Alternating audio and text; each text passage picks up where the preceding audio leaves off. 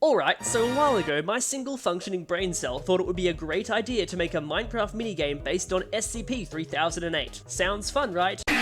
This turned out to be the most soul-crushing, mind-melting, patience-annihilating project of my entire existence. Okay, so if you don't know what SCP-3008 is, I'll briefly summarize it. It's meant to be this infinite IKEA. Once you enter, you cannot leave, or at least it's very, very difficult to leave, and you'll know you are in SCP-3008 because the employees turn from these depressed, weird, creepy people to depressed, weird, creepy people, except this time they have no faces. There's also day and night, and it's marked by the turning off and on of the store lights. However, at night, the employees in the store will begin chanting at you to leave, and by leave, I mean dropkick you into the afterlife, which I think is a little excessive. Naturally, I thought this could make a cool Minecraft game, but I didn't want to just make another SCP-3008 knockoff. No. I wanted an original take on the concept, so it's not just another recycled creepypasta. And multiplayer accessibility, because suffering is so much better when you bring your friends down with you.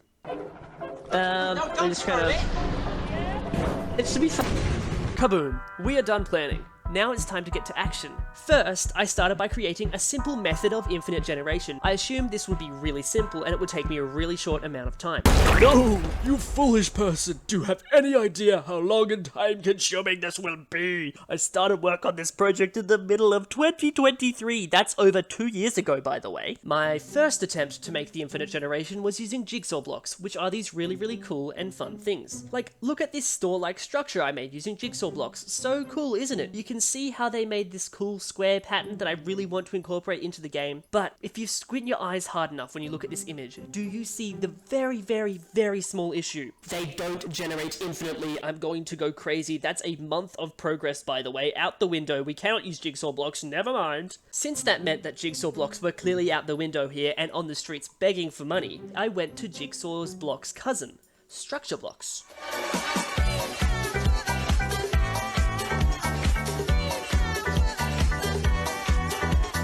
Now, I came up with this really weird idea, and it was that in each plot there was going to be 4 structure blocks, which would spawn more plots. In the middle of those was going to be a command block that would activate when a player was nearby. And of course, it worked first try.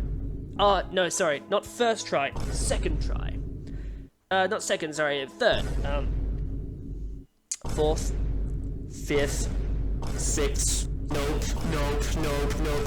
And now, ladies, gentlemen, and chickens, I present to you the Infinity Engine. How it works. It generates more plots, and then tells the plots not to regenerate the old plots, and then once all 4 of the surrounding plots are created, it then deletes itself from existence to reduce the lag. See, that was so easy. Now that I had the basic framework done, it was time for me to do my yearly ritual of leaving the house to head to a real IKEA to get experience. The big IKEA sign. That's so good. Worth the 2-hour travel, definitely. Welcome to the house tour. Bedroom. Okay. Kitchen. Nice plot. I like that idea. Lounge room. It is, you can live in here. Main bedroom. Oh my gosh. Ensuite. 300 has been cancelled. Attention. All They're after us. It's code 300. Wow. Wow. It'll refill every Monday and Friday. At the real-life IKEA store, we noticed that there was multiple levels, not just the one level that typically gets displayed in other SCP-3008 games. So we thought we wanted to incorporate that into our game as well. Once again, it was extremely easy to incorporate multiple levels into the game. It took no effort at all, it took no time at all, and it was absolutely simple. It was at this point that I decided to incorporate my unique identity into the IKEA game. And one of the key factors that was going to be was the music that played in the daytime. Now, at first I thought maybe I could make it myself, and then I actually listened to some music I have made.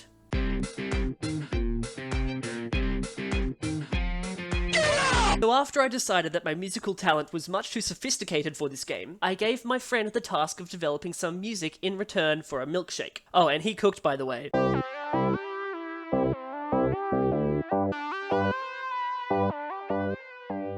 And if you want the link to his other music, it'll be down in the description. We've brought on board plenty of new artists since then, and their links will be in the description too. It was actually really nice of the artists to offer their services to me, and it's been very much appreciated by me and the team. Please let me out of the basement. I have a wife and kids. No. But now that the music was finished, I also needed to come up with an original name for the store, and we finally settled on MineMart. It was about at this point as well that all the builders that work for free, by the way, began working on some plots as well for the MineMart store. However, the big difficulty with MineMart was going to be that we wanted to keep the gameplay progression really slow and make it feel as much like you were in real life as possible. And on top of all of that, make it feel really different from the in-game Minecraft experience. I know just what to do. And just like that, I had made tons of custom block and mob textures to make MineMart feel like a unique experience. Help me. And just like that, with a little bit of help, MineMart now had plenty of custom unique textures, one of which was for the employees. Now, the employees are crucial to any SCP-3008 game, but I wanted the employees in this game to be slightly different. The basic mechanics of them still being aggressive in the night and friendly in the day was kept, but I also wanted them to talk to you in the day and to have some personality. So I recorded some custom voice lines for them as well. Hello, how are you going? Make sure to hit the like and subscribe button. And yes, that's literally just my voice as the employees. And after a bit of quick coding to make them spawn around the map, the employees were finally ready to add to MineMart. Now, we had all the puzzle pieces and it was time to put them together. The Infinity Engine, creating an infinitely generating floor with a combination of build plots to make the game feel like an infinite store, retextured blocks to give the game a unique feel, music to create a vibe that not many games in all of Minecraft would ever have, and dangerous employees, which were just retextured villagers, but we don't talk about that, okay? And thus, MineMart was born, the SCP-3008 inspired, infinitely generating SMP-like store. MineMart is released and available to play today on The Coop, play.thecoopmc.net. And seriously, give it a try. We've got a huge update in the making and a small but growing community. If you'd really like to support MineMart, The Coop, and this channel, consider buying a rank on The Coop store, thecoop.tbex.io, because running such a huge game is not free and currently my profits kinda look a little bit like this. Not good. Anyway, with all that being said, MineMart never sleeps, and neither should you. See ya! Excuse me.